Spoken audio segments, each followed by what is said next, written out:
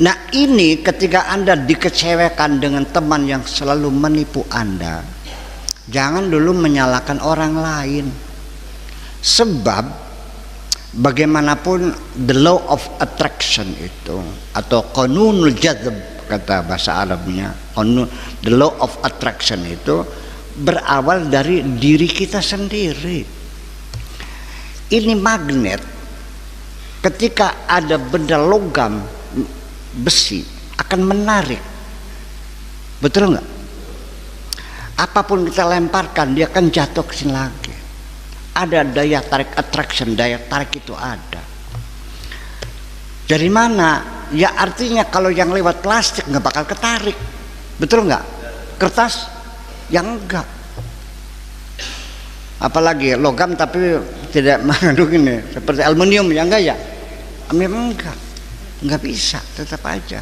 Atau ada dua magnet yang bertentangan, didekatin susah, dia mental kan gitu. Nah ini karena kedua ada magnet. Nah makanya jadi kalau Anda ini sering sekali mendapatkan teman, kita menyebutnya kebetulan dah.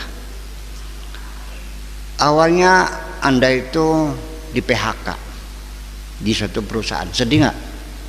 Deh. Sebabnya perusahaannya bangkrut. Kau terima aja. Jangan mengatakan ya Tuhanku apa salahku. Aku bekerja dengan jujur, dengan ikhlas, dengan ya artinya waktu kita datang tepat waktu, pulang atau pekerjaan saya profesional.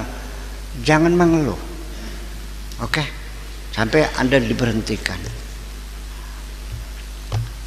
Secara kebetulan naik kereta api ke Cirebon, dari Cirebon ke Jakarta, duduk bersampingan dengan seseorang. Dia cerita memerlukan seorang pegawai yang kriterianya seperti ini. Kebetulan kan? Dan Anda juga kerjanya di situ. Nyambung nggak? Nyambung. Tetapi si bos nih memecat pegawainya itu cari alasannya nggak ketemu. Kalau alasan malas kan tidak manusiawi kalau dipecat tuh, ya kan? Pelanggaran dong.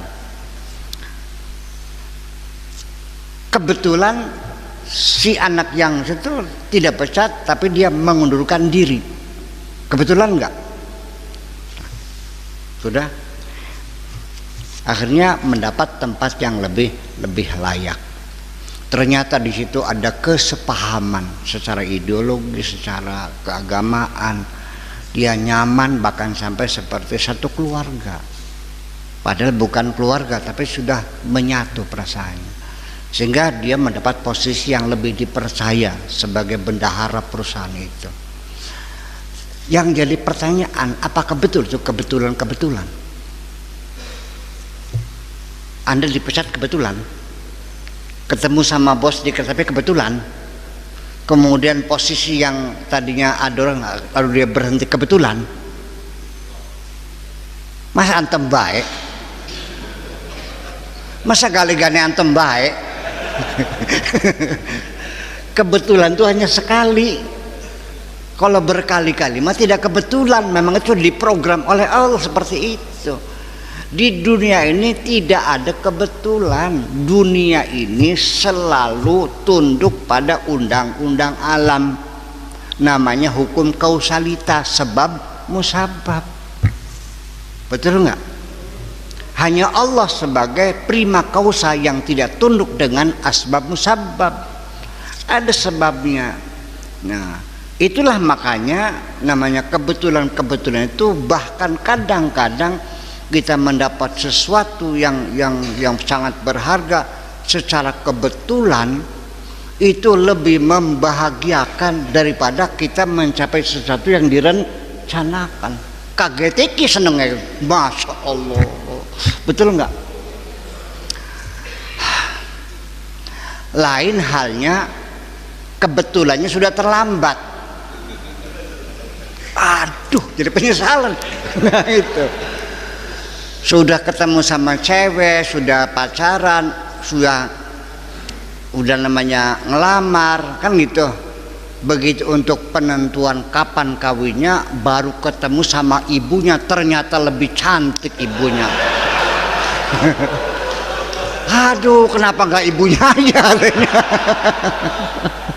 Itu kebetulan yang menyesakkan dada itu, Pak. Ada. Begitu ngeliat ibunya, ternyata anaknya kelihatan jelek dibandingkan ibunya sih. Jadi perempuan kalau dibandingkan yang lebih cantik kelihatan jeleknya. Kalau dibandingkan yang lebih jelek kelihatan cantiknya. Betul nggak? Itu hukum alam.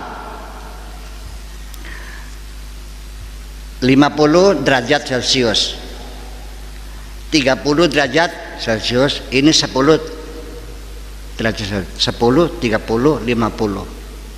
Celupin tangannya dari 50, pegang ke sini, adem nggak? Oke, Anda pegang sini, pindah sini, adem nggak? Udah, satu lagi dari yang 10 pindah 30, panas nggak?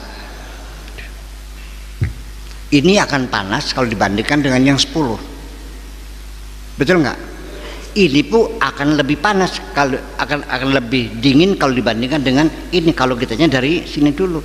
Jadi tergantung pembandingnya. Makanya kalau membanding jangan yang dengan yang lebih cantik. Nanti kau tidak bersyukur kepada Allah.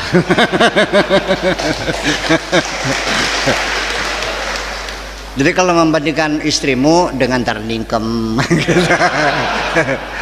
dengan Betarme, alhamdulillah anak cungure. Seperti itulah kira-kira. Oke. Jadi itulah makanya dari situ ada the law of attraction itu, karena ada kebaikan-kebaikan yang kita lakukan. Kitanya sangat bersahabat. Kita tidak punya maksud yang jahat. Kita banyak berbuat baik kepada orang lain. Iya kan? Kita melihat anak yatim, ya anak yatim kita santuni. Ini aura masjid ini juga akan banyak dikunjungi orang, karena di sini ada kebaikan-kebaikan. Paham dikit nih? Percaya nggak? Begini dah, kita nggak usah kenal nih pengalaman. Nanti silakan Anda coba. Pernah nggak naik bis, duduk di samping dengan orang yang tidak kita kenal? Pernah nggak? Ada nggak pernah duduk dengan orang merasa nyaman banget? Ngobrolnya nyambung, anu sampai Jakarta beli perangkat kaplak.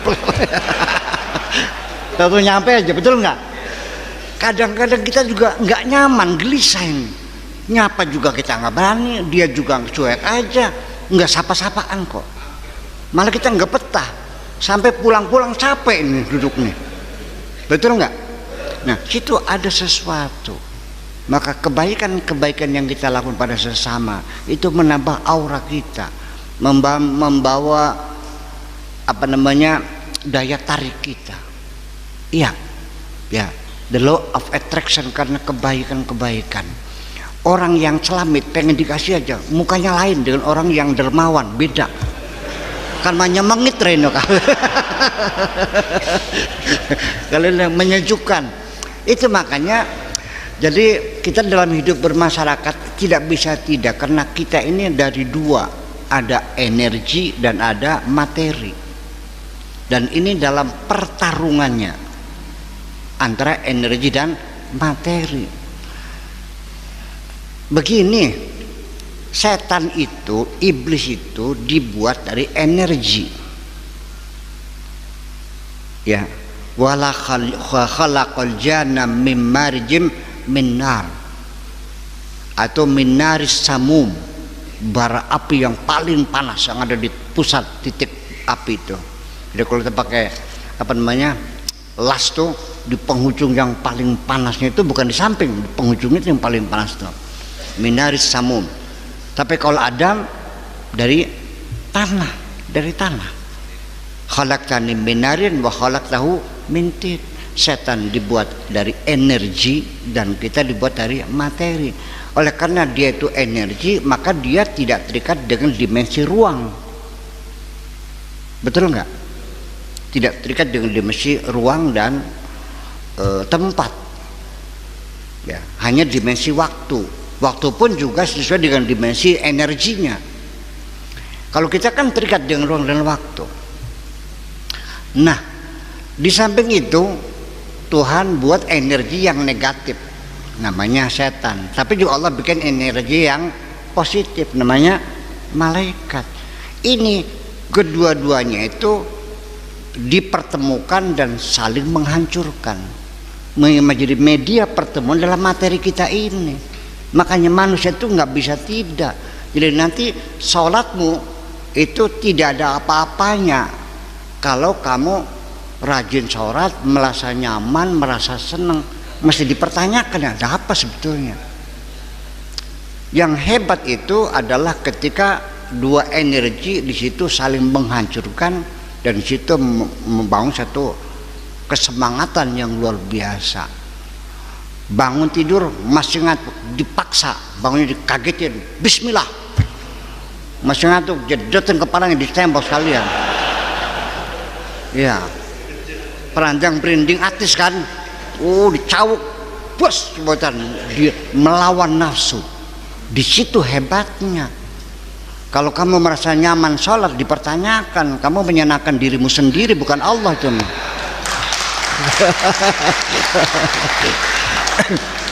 Itulah, jadi kita selama kita hidup, percayalah bahwa positif dan negatif itu selalu bertemu dan saling menghancurkan tanpa ada jeda waktu ketika masing-masing menghancurkan melalui media materi kita ini. Maka disitulah kehebatan kita terletak pada pertarungan antara positif dan negatif. Terima kasih. Yuk kita buka tanya jawab.